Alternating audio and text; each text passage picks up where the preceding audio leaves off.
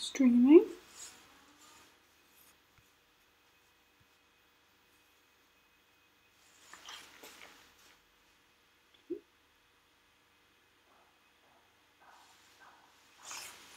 Welcome back to XL Catlin Arctic Live. We're here at the UK Arctic Research Station in the Ålesund on Svalbard. This is the northernmost permanent settlement in the world, and we're halfway between the top of Norway and the North Pole on this island. My name's Jamie, and I'm here for the next session, an Ask Me Anything session, an open Q&A. I will be taking questions that have been submitted in advance by our schools and also on the live chat on YouTube. So even if you haven't dropped those questions off in advance, do please keep them coming through on the live chat. And joined today by Ellie. Hi Ellie. Hi. Who's part of this Arctic Live team, and we'll be taking the questions, as I said, and connecting you to this northernmost part of the world. Just while we get those up, just to remind you of the science that's taking place up here. We've got the science team who are off on the fjord, and today they are trawling for plastics. So they're trying to find out if microplastics get this far north into the Arctic Ocean. I'm just thinking that if you are living in northwestern Europe, then some of your rubbish, some of your trash that might get into the water could end up here in Svalbard. So what do we have on the question front? So we've got lots of questions coming in and some fantastic selections, so we'll get started and work through them. First things first, we've got to do a shout out and hello to, and I apologise if I'm pronouncing this incorrectly, but Shiju and Fuwei from XL Catlin in China, who made this event possible, of course. So hello and welcome to you. And we've got some questions from student Wan Zhang, and they are in class 7, year 8 at the experimental high school, which is attached to Beijing Normal University. So hello in Beijing. So these questions, there's several questions come through. The first one, it's a good fun one, all about igloos. And they've asked, what is the temperature difference, good question, between the inside and the outside of an igloo? Well, it's a great question, particularly on today when we're talking a lot about keeping warm. So with an igloo, and I haven't built an igloo, I built a dogloo, but it's the same principle. So with an igloo, you're using blocks of snow that are trapping sort of very small pockets of air. And so when you build it up, in fact, you've got this completely sheltered, living space, which has got this insulated snow wall around it.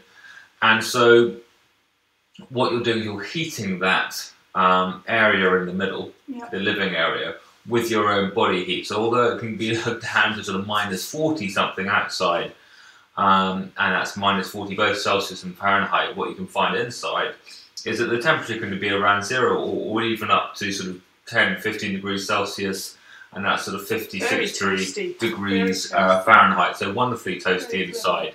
So it's not just that it's stopping the wind, it's actually creating a really quite warm, snug environment from harnessing and not wasting your body heat. Exactly, and that's how all sort of polar clothing works and what we use, so that it doesn't generate heat. You have to generate heat either from eating excess chocolate or from sort of jumping around or star jumps or whatever else might be. But what this clothing does is that using insulation, then that keeps that warm air close to your body and keeps you warm, and igloos work on exactly the same principle. And we have, in fact, today a live investigation all about keeping warm, which you can tune in. We do, so in about 2 hours' time. Tune back, and we have a live investigation, keeping warm. We'll be looking at how some of the different fabrics and materials we can find around the UK Arctic Research Station, how those can help keep us warm up here in the Arctic. And so the dogloo that you built for your dog, did the dog stay warm and cosy? Were they happy with it? Took, who was our polar bear guard dog on that expedition, did use the dog loo, so hopefully I think it did work. We managed to sort of get half a body inside with the feet sticking out of the entrance, and it's very nice in there. And how long did it take to build? Because that's obviously a small one, isn't it? Yes, that was just a couple of hours. It's the right kind of snow. All of these things, right kind of snow. Have to get the right kind of snow. Okay, fantastic. So everything there you could possibly want to know about igloos. Thanks for that question. Another question then, similar theme with energy and heating, but what about on a broader scale, a more modern scale in a building like this, and certainly in the research station we have here? Besides burning fossil fuels for transport or heating, do we have any green energy like solar or wind for doing our research here, or for lighting or heating? I think the very good question. I think I was reading that there are certainly some stations in Antarctica that are moving towards trying to use sustainable energy. I think the thing to remember is that for your typical solar power or wind power, the polar environments aren't great. So you've got 24-hour darkness during the winters, and B, you also got quite sort of flat solar light with the sky and with the sun quite low in the sky, making getting solar energy tough. On the wind side, I have put up wind turbines to power part of a base on the South Shetland Islands, down off the Antarctic Peninsula, and the gusts and the winds were so strong there that although you have what's called self-feathering, where it will turn around and not try and generate energy when the winds are too strong, we still managed to destroy quite a lot of wind power, wind turbine equipment. So then that's very wasteful because they're not lasting long and they need repairing constantly. And so it's difficult. It's definitely something that's on people's mind. I mean, here at the moment, there is a diesel power station just up the road, and that's where we get our electricity. That's how this broadcast is powered. But we're not leaving many things plugged in. We're being very careful about our power consumption, and I think that's it feels more obvious when you're somewhere like Ny-Ålesund, where we are. But it's something that everybody can do wherever they are. Sure, yeah. It's just to be a little bit more conscious about how much energy they're using and also where their energy is coming from. I think it's much more obvious when you're aware that we may have a limited supply, and so we've got to almost ration our energy. I think if every household around the world had a sort of ration of energy like we do here, you would become aware that every time you switch on the switch, then you're draining power. And I think it's making those points just more obvious because we do have a limited supply of fossil fuel, which is what we use a lot, which is very convenient because it's a very easy way to transport and use energy. But it is finite. It is going to be used up at some point. I think another important point to make as well is that it is very ironic that we are using diesel and fossil fuel power here, where this is one of the places that's most acutely affected by the use of fossil fuels and carbon dioxide. But it's not sort of a hypocritical thing. It's because in this region we have very little other choices, you've said, because of the lack of sunlight and wind being so strong. So it's almost elsewhere in the world can do everything they can because they do have the choice to have other options. So if everybody's able to use as little fossil fuels as possible, then the bit that some places do have to use isn't so bad. I think that's right, and I think that wherever you are, you're doing your bit. Yeah.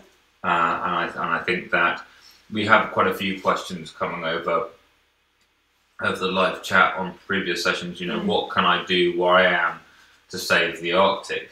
And I think that you make the point that, well, making those lifestyle choices, making those decisions about, for instance, energy consumption or food consumption or resource consumption, whatever it might be, all those things help both your local environment and the Arctic. We're very connected in that way. Exactly. We had a great question last week from Africa saying exactly that. How can somebody in Nigeria, I believe it was, how can they help the polar regions where it's so far away culturally and climatically and so on? But we're all connected and we're all one planet, so everybody can do their bit. Yeah, fantastic. So good, lots of discussion about green energy there. Staying with technology, there's another question about AI, so artificial intelligence, which of course has really taken off in recent years all over the world with all sorts of different uses. Considering the harsh Arctic environment, do we have any robots or AI to help with our research work? It's a very good question, good idea. It's a very good question, great idea, and certainly research has got more technological over the years. I think that the thing to remember that it is still a very harsh environment that these robots and this equipment has to work in. So yes, there is. I don't know of any AI. There may be some, but certainly the use of robots. So particularly in oceanography, in the southern oceans, using gliders, which are unmanned aquatic vehicles, which can take instrumentation sort of along and around the southern ocean. There could be the use of drones, for instance, for doing mapping. Okay, so the use of robots, robotics, and autonomous vehicles, definitely that's being used in the polar regions. AI and a robot marching up a glacier with a, going to explore wherever. I haven't. I'm not sure about that. Haven't seen that those yet. And the conditions are tricky, and the as we had an interview with Nick Cox earlier, he said you just learn so much through experience if you haven't encountered a situation before. So you think the robots would be smart enough to I think they've got a lot to learn. They've got a lot to learn, and how you do that, well, that's definitely a certain level of human intelligence to respond and react quickly to changing situations. Well, whether AI can do it, definitely above my pay grade. Whether AI can take over from how best to wander around the glacier. Watch this space. Exactly. But it's also worth mentioning as well that all these technologies, whether they're robots or drones, are still at the mercy of the elements out here. And so when you have metal and wiring and those sorts of things, those elements in the robotic machinery will freeze, and they'll be as susceptible to cold weather and harsh winds as humans are. So it's a different set of problems, isn't it? It's all the same set of problems. Is that the cold will make things go wrong, and make things tough. Yeah.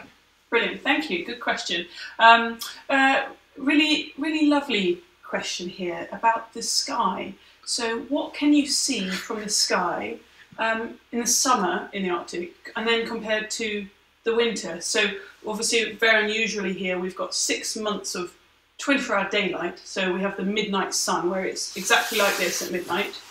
But then the rest of the year, we have 6 months of total darkness, where all day it's pitch black. So can you maybe describe the two different skies that you might see at different times of year? Well, yeah, I think certainly. I mean, from October to sort of mid-March, it's pretty dark here. And then early March, you get this. Where does the sun start? It's maybe between those two mountains down here.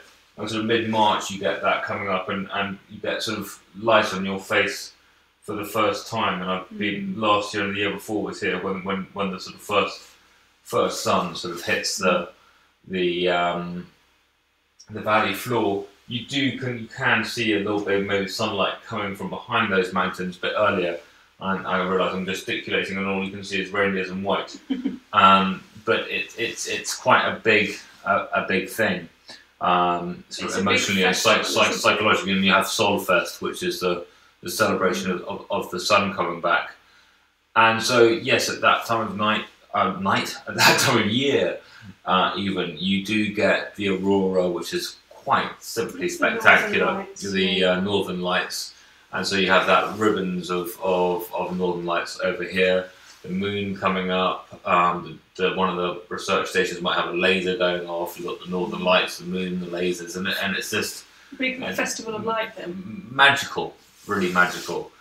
And then in the summer you've got your 24-hour daylight, and you don't have any of that.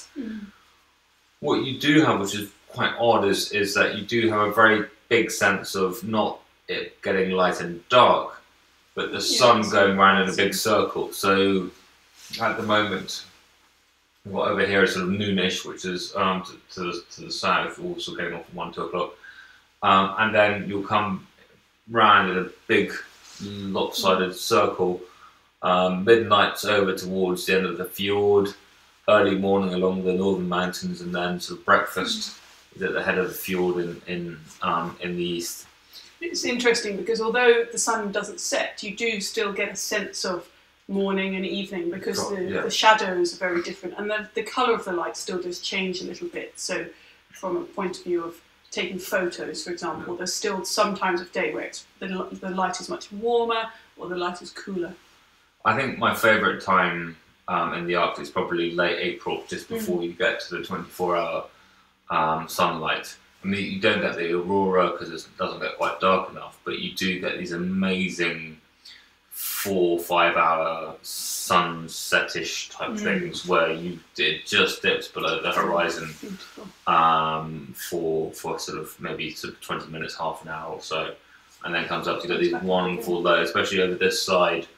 In terms of the view from the UK Arctic Research Station out towards Katmitra, out towards the sort of the ocean, there's amazing golds going across that part.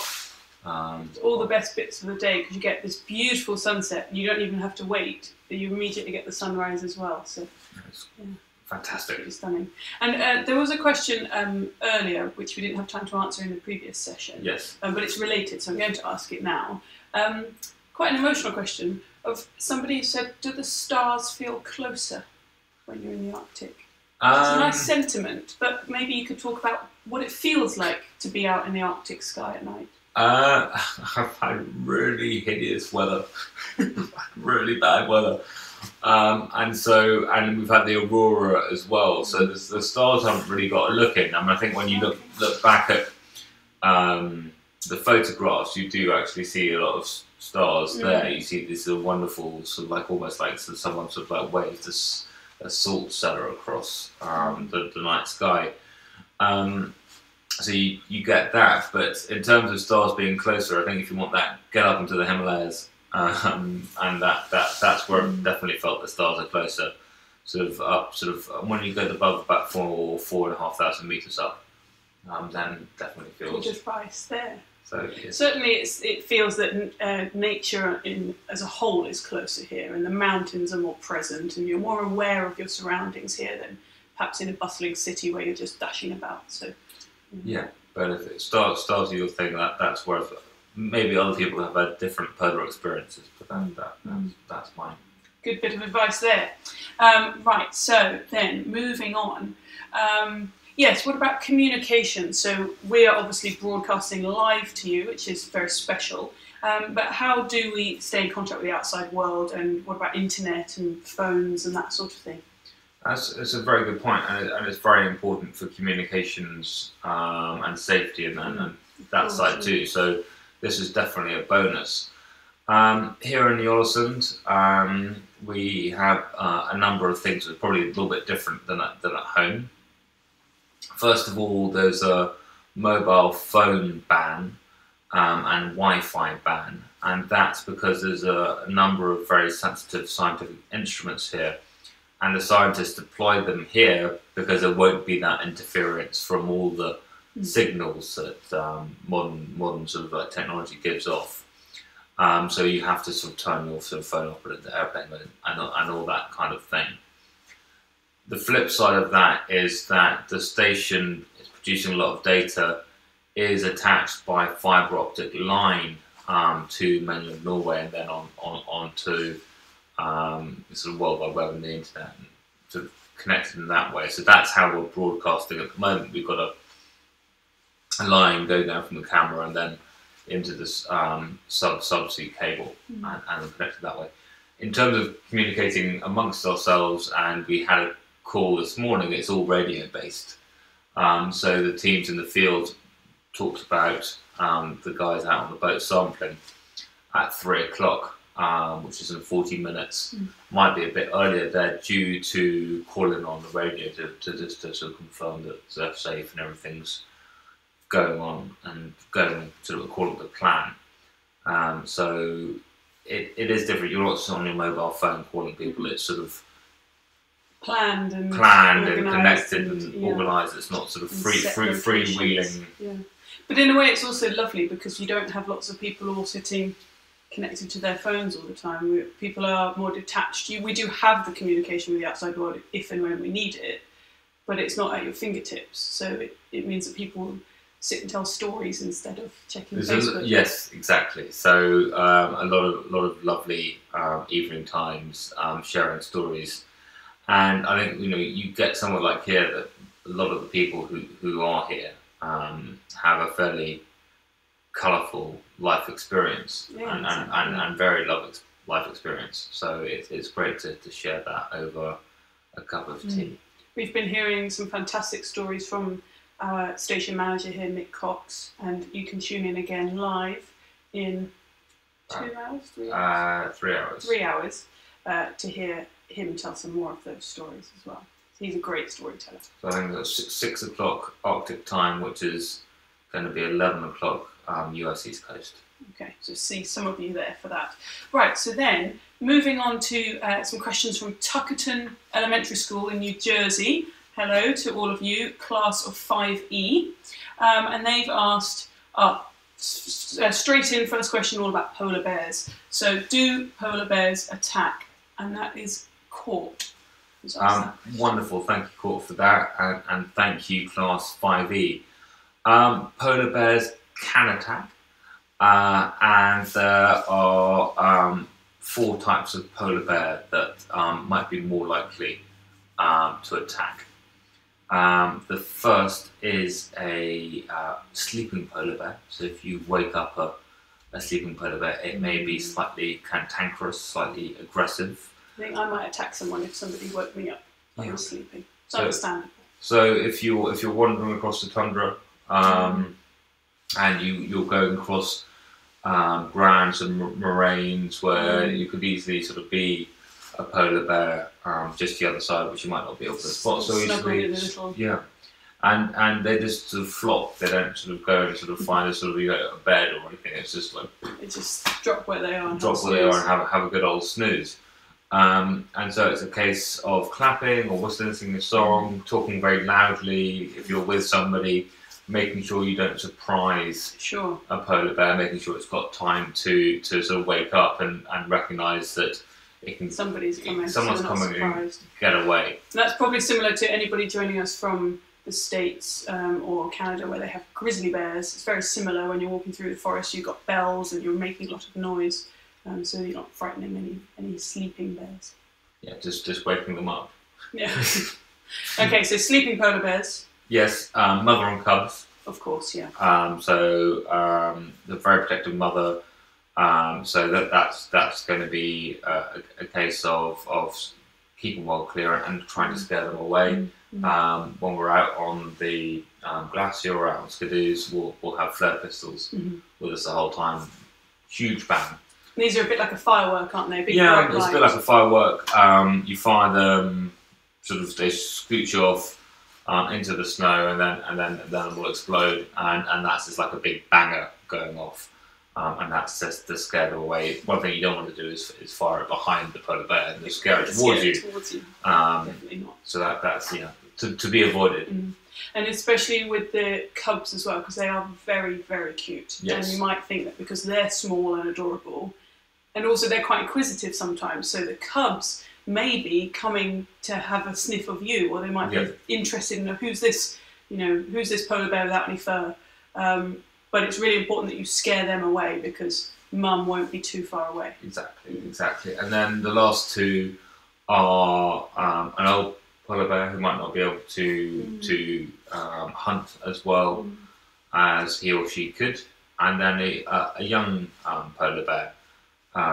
So like a teenager. Teenager basically, who may not be very good at hunting, and so might be quite hungry.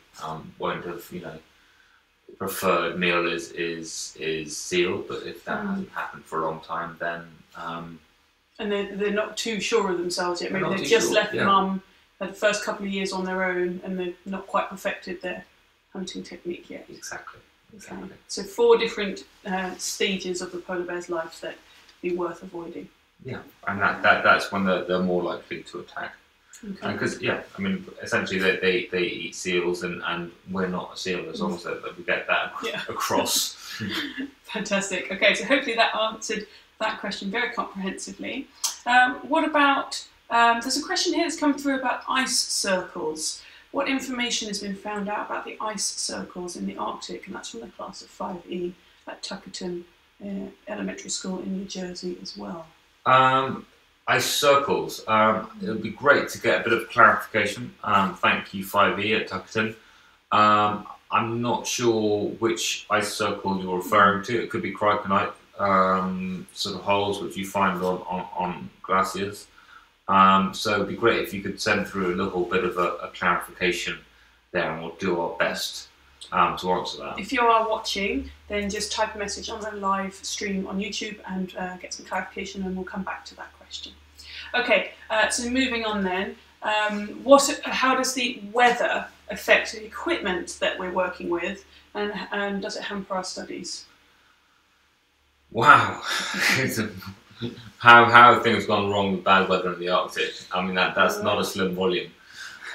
So could be here all day. Could be here all day. So things would have gone wrong. I think first of all, we're doing boat-based research this year. So we're out on the fjord sampling the water and looking at ocean chemistry, and sampling and looking at whether we can find any plastics in the water.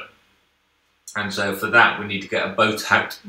We had 3 days of gales, and so that kept us sort of based at the station. We couldn't get out because it wasn't safe to go out in a boat. So that's one very, very obvious way in which your fieldwork plan, you've got 10 days here at the station, and you might say, okay, I need to be able to get everything I must do done in 3 or 4 days. Although I've got 10 days, I know that this is going to go, this could go wrong, this could go wrong, I need to take account of this and everything else. And so you actually plan in weather days. You plan in weather days, and you say, okay, I've got 10 days. If I can do 4 of those days as planned-ish, then I've got my base, and everything else is a bonus. Okay. I've been on trips last year, in fact, when we got 1 full day of field work in 2 weeks because of the weather, because we went up to one field site. It'd be completely wrecked over the winter. We went to explore somewhere else. We needed to come back after you'd done a recce to work in there properly again. And then it was too warm one day, and it got slushy, and we couldn't get the skidoos across, and then it froze over again. And and you can go on and on and on. And it really is a tricky place to work, because we are very, very isolated here.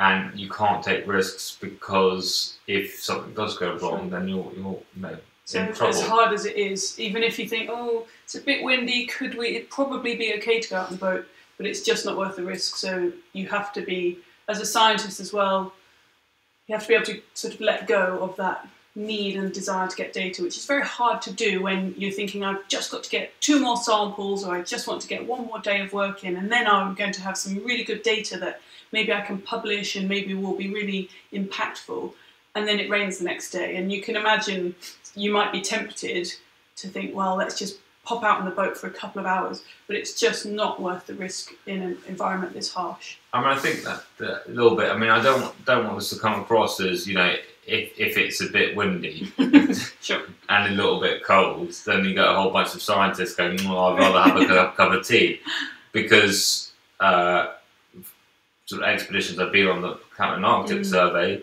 where we were going out sampling minus 40 odd, with wind chill down to minus 50, 55, and people putting up with very extreme conditions to get their work done. Even if, there's a storm, you go out, you go to the sampling tent, you get into the sampling tent, and you work, and it is hard, and it is cold, and things do break, because plastic and other materials change properties at those temperatures.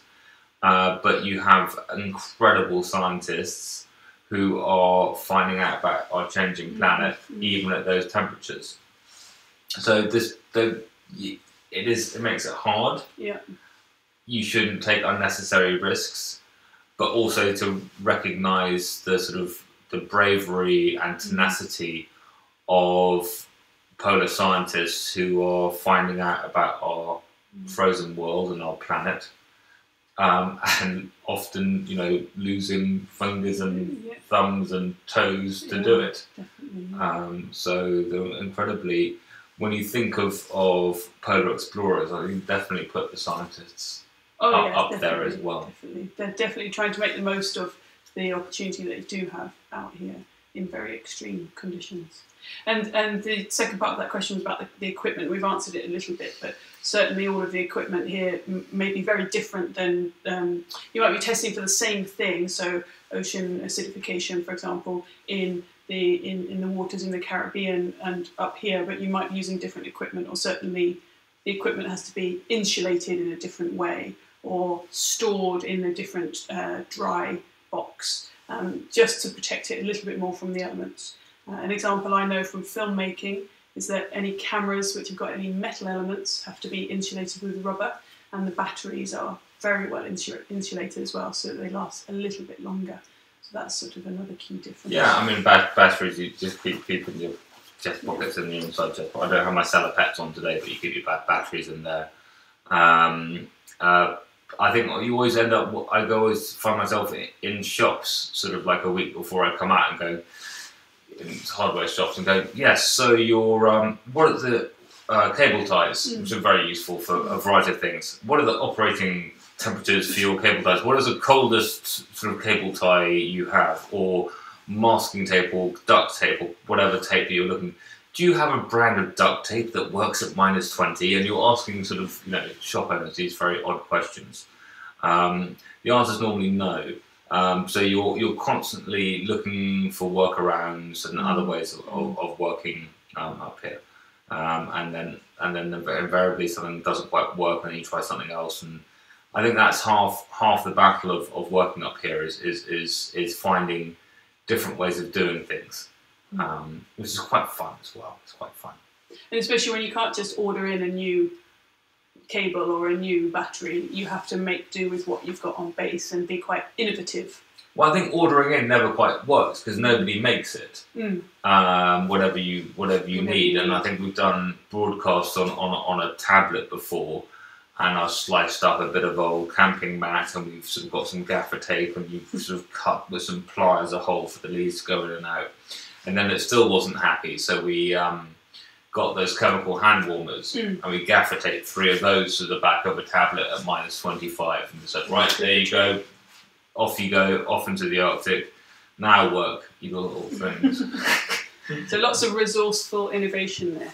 Yes, and people don't make like insulated tablet cases, because with it's not the demand for them. No, there's not that many people using tablets in the polar regions. No, so not a huge market. So if you're going into business, maybe insulated. Well, you're not going to make much money, but you make me very, very happy. Fantastic. Okay, great questions there. So now we're going to move on to Sapphire class from Lamberhurst St Mary's C Primary School. So welcome back. I believe they've joined us before for a couple of previous sessions. So hello again. Thanks for coming back to us. Lots of questions here. Start off with, do you ever go in the water? Not on purpose. Not on purpose. Fingers crossed we wouldn't ever end up in the water. Just to remember that seawater freezes at minus about 1.6, 1.7, depending on the salt content. So you're getting into something that is very cold indeed. So colder than freezing, and it's very dangerous. You wouldn't last very long at all in that water.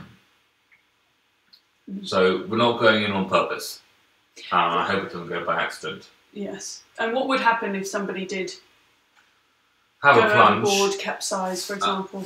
All right. What can we do to get them out as soon as possible. Get them out as soon as possible, and then we do have insulated kits, full-on sort of onesie boat suits, which are a little bit warmer. They also are a flotation device as well, so they'll keep you buoyant with a little bit of air in them, which may just give you another, a minute or so, give people more of a chance to get you out. But yeah, it really is an emergency if somebody goes into the water. It is indeed. Yeah. There are some stories of people having sort of polar plunges where they dive in and straight out again somewhere safe, and that's supposed to be quite a fun shock to your system. I'm not sure I fancy that. No, I mean, yeah, there is a polar plunge and jumping in and out, and I think there you've got I think there's one station in Antarctica that's got a hot tub. So I think there is a question of it's a bit like going to a sort of alpine sauna in the middle of winter. I think it's probably quite it could be quite exhilarating to plunge in and out of the southern ocean and then back into a hot tub. Yeah, that would be good. Yeah, if we get a hot tub, then I'll do the polar plunge. Right, there we go. Okay. Right, so another question from Sapphire class. What inspired you to be a scientist? How old were you when this happened? Oh, wow. I was probably about 30. So quite late then. I was always interested in the natural world at school, and then the two subjects that were to do with the natural world, geography and biology, I was told that I wasn't allowed to study because they weren't proper subjects for some reason. So I think there was a big, when I was at school, there was a sort of anti, whatever, there's some kind of sort of feeling against these subjects, so I didn't study them. And then I have found sort of like through professional and then adult life being more and more drawn to these subjects again, and was very lucky to get stuck in a tent in the Arctic, not stuck in a tent, but sort of be in the Arctic with some amazing marine biologists, Dr. Kerry Lewis and Dr. Helen Finlay, who are the principal investigators on this trip, on this research, and they gave me a crash course in polar science and marine science, and I've loved it ever since, and I have spent the past 8 years or so, 7-8 years, getting more into it and working on the education and outreach side. It's really lovely because I think a lot of people do have a teacher or a moment at school when they're very young that maybe inspired them. So it's nice to hear that even when you're a little bit older, you can still have an amazing experience. And that was actually a very hands-on, real-life experience. You were in the polar environment, and that's what gripped you. And just realising how important the ocean is, and things like a copepod. I don't know how many of you heard of copepods, but it is the most abundant animal on the planet. There's 1,347 billion of them. How many? 1,347 billion. Gosh, that's a lot of zeros. 1347, then 18 zeros. If you write that out, it's a good line of text. And you don't hear of them, and then you find out how amazingly important they are, and how, when you look at the Arctic environment, you hear a lot about the polar bear, but you don't hear so much about the changes that are affecting these smaller creatures sort of further down the food chain. We covered the food web on Friday, so there's some archived. You can look back on our YouTube channel and watch through that, which shows the food web. That, of course, the polar bear is at the end of that, one of the food chains in that web, but the copepod is really very close to the base, and it's so abundant and so numerous. And if you take the copepod away, the whole polar food web sort of collapses almost, doesn't it? That's so true. So for you, it's all about educating people about these sort of unknown, unseen elements. And well, I think it's just the wonderful bonkersness of the place, and I think super lucky to be up here. Really lucky to work with passionate researchers. Really lucky to find out that the image that we get given via the media, fluffy polar bears and Arctic foxes and seals and that kind of stuff, beautiful, amazing, but is only half the picture. It maybe even less. And so it's a really lucky to come up and learn and investigate with people who are exploring everything behind the everything behind the scenes. It's sort of like, yes, it's like sort of peering behind the curtain, and we're trying to share that experience with you back in the class. So that's a fantastic class project or some research project you can go away and do, and maybe your teacher can help you. Go and find out about copepods. Definitely. And become a copepod expert. I'll be very happy, Dr. Lewis, somewhere in the world. Fantastic, thank you for that. Right, so, this one's a really good question, and I haven't heard this one before. How does the sewerage system work here? Bit of a nasty question there, but it's an important thing to consider. How does the sewerage system work here, or in perhaps more remote stations? Here, in fact, it's something that I haven't delved into physically or metaphorically.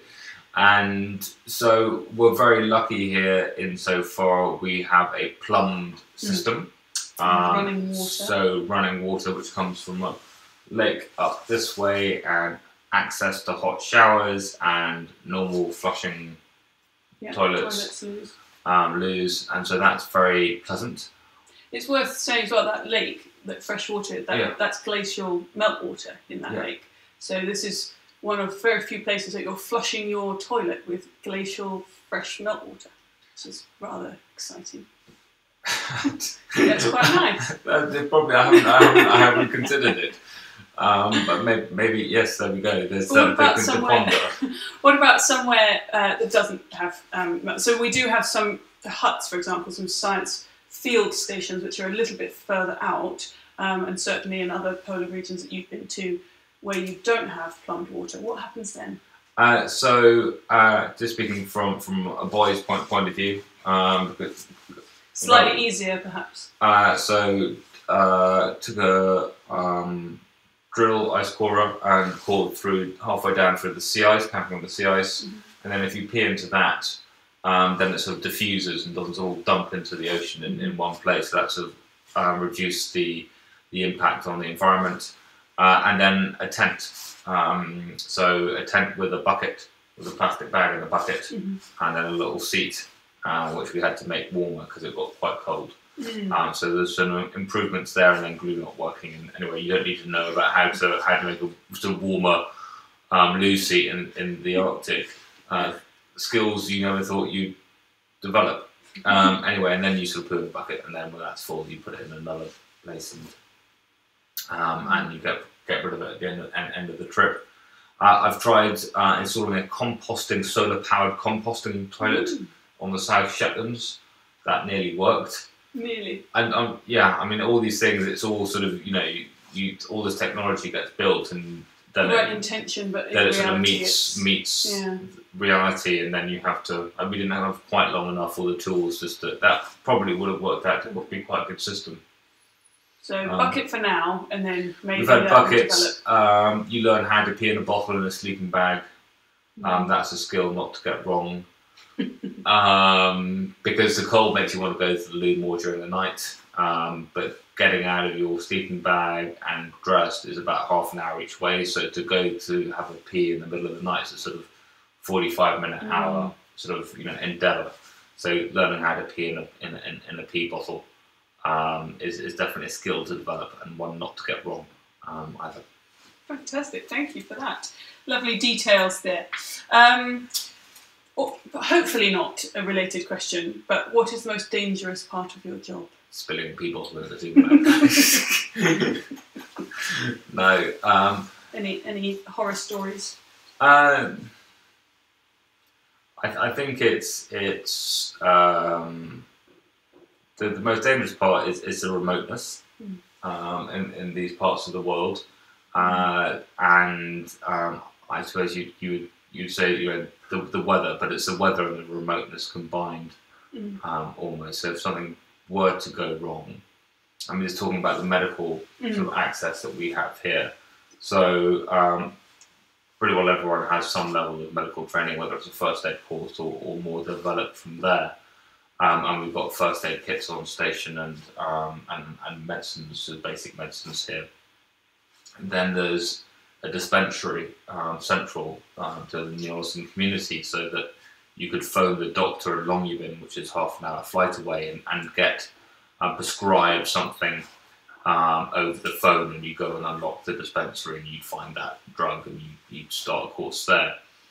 The next step would be that if you could get a helicopter in, that the doctor would then come up here, and then if it was really bad, then would try and take you back. There isn't a hospital in Longyearbyen, so you'd then be flying by jet to the mainland. So if something were to go wrong, we are quite remote, and the weather not only hampering people coming in as part of the rescue attempt, but even people going out to go and find you, because of what you don't want to do is, something goes wrong in the field, and then a lot of people then jump on skidoos or whatever, and sort of heroically rush out to help, and then end up get stuck as well, endangering themselves as well. And I think especially when you consider that the times when things are more likely to go wrong could be those times where the weather is harsh, and if it's the bad weather that's caused the problem, then that makes it even more difficult to get people in and out. Yeah, so the remoteness is definitely quite dangerous. Right, so then finishing off with a few questions from Pitzenberg Mechelin, sorry if I've pronounced that incorrectly, in Belgium, and this is Mrs. Schmetz's class. So Sebastian, hi Sebastian, wants to know, what are the biggest consequences of global warming on the Arctic? Good scientific question there. And have we been confronted with them yet? Amazing. Wow. So one of the biggest issues with global warming, I think, would be the change in the habitat here. So that you can see here very obviously, there's a headland over here, which is now an island as the glaciers have retreated. There's far less sea ice in the fjord, in the sea inlet. I haven't studied the temperature trends, but this year is so much warmer in May than the previous times I've been in May. So I'm not quite sure whether this is a blip or whether this is just a sign of things to come.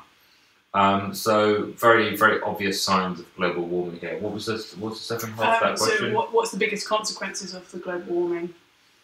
I mean, I think ice melting and everything that's associated with that. And then we can come on to the importance. I mean, I think on Thursday we're talking a lot about the consequences of sea ice loss, for instance, and changing weather. I mean, for one very, very obvious thing. So if it rains more, as it has been doing here, and it's really odd. I mean, I was here early March last year. I was in Longyearbyen, a main town on Svalbard, and it was 2 degrees and raining in March in the Arctic. And you just go, what's going on? Rain, that then creates a sort of freshwater hard ice layer, and an animal like a reindeer won't be able to graze through that. You can't dig through. So snow fine, ice not great. So Sebastian could maybe tune in and watch that show on Thursday. To find out a little bit more. So great question from Sebastian. Yeah, that will be 10 o'clock Belgian time. Good memory and good time conversion there. Okay, so then very quick fire round, last few questions very quickly. Juliet wants to know, where do we sleep? And Marit wants to know, how do we keep ourselves warm? Brilliant. Juliet, very luckily we sleep in beds on the station. So a research station is designed as an operating base for scientists and teams investigating the Arctic. There are times when you do have to sleep in a tent when you're doing more remote work or you're travelling for a long time across the polar region. So that can be a little bit chillier, but for the moment we're in a very nice base. And so then keeping yourself warm in that Keeping tent. yourself warm, for Marit's question, you've got good clothing, which we talked about earlier on, and we're talking about again in an hour's time. Keeping warm, investigation.